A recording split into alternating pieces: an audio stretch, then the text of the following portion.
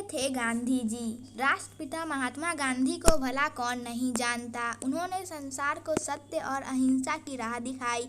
देश को आज़ाद करवाने में गांधी जी की विशेष भूमिका रही।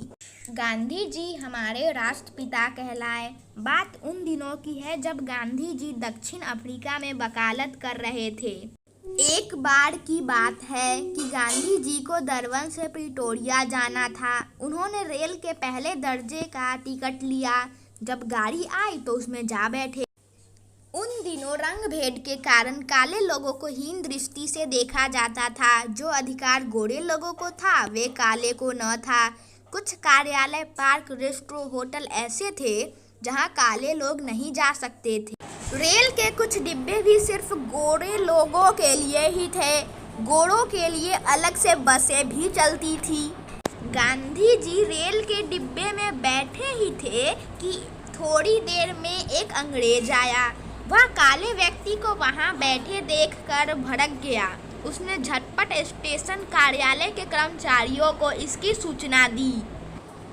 गोरे सिपाही आए और गांधी जी को उतरने के लिए कहा। गांधी जी बोले, मेरे पास पहले दर्जे का टिकट है।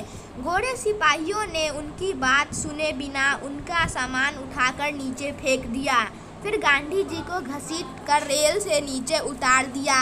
रात का समय था, ठंडे के दिन थे।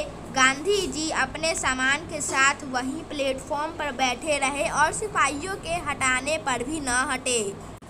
आखिरकार उनकी पहले दर्जे के डिब्बे में जाने की व्यवस्था की गई।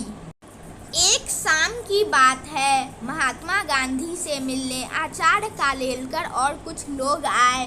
उन्होंने देखा कि गांधी जी कमरे में इधर उधर कुछ ढूंढ रहे हैं।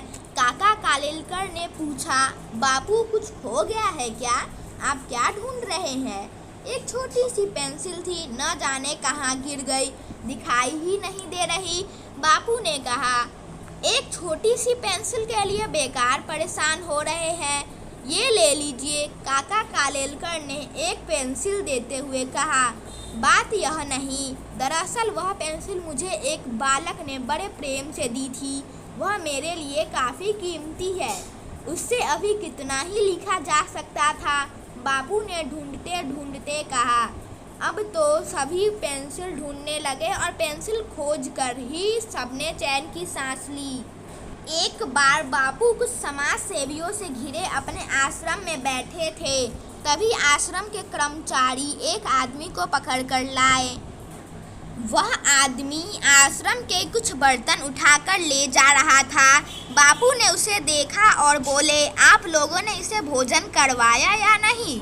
आश्रम वासी बोले, पर बापू। उनकी बात बीच में ही काटते हुए बापू बोले, बेचारा न जाने कितने दिनों से भूखा होगा। पहले इसे भोजन करवाओ और फिर कुछ अन्न और बर्तन देकर विदा करो। यदि यह चाहे तो इसके यहीं रहने का प्रबंध भी कर दो।